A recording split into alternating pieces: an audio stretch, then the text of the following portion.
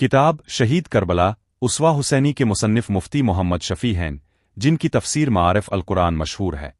اس کتاب کا مرکزی موضوع کربلا کا واقعہ ہے، لیکن محض ایک تاریخی بیان کے طور پر نہیں، بلکہ یہ اسوہ حسینی یعنی سیدنا حسین رضی اللہ عنہ کی زندگی اور شہادت سے عملی سبق حاصل کرنے کی دعوت ہے۔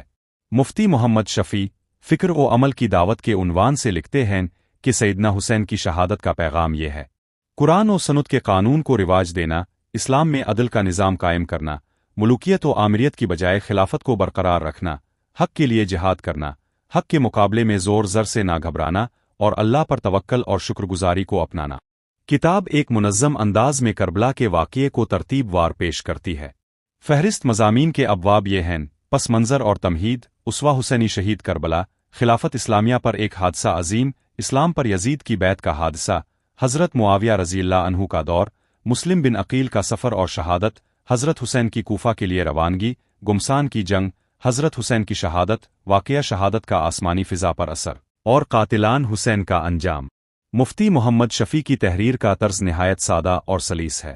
وہ واقعات کو صحیح روایات اور مستند کتب کی روشنی میں پیش کرتے ہیں۔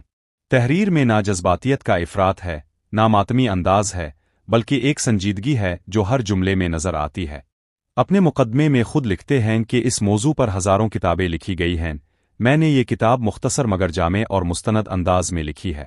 اسوہ حسینی یہ کتاب کا سب سے منفرد اور اہم پہلو ہے۔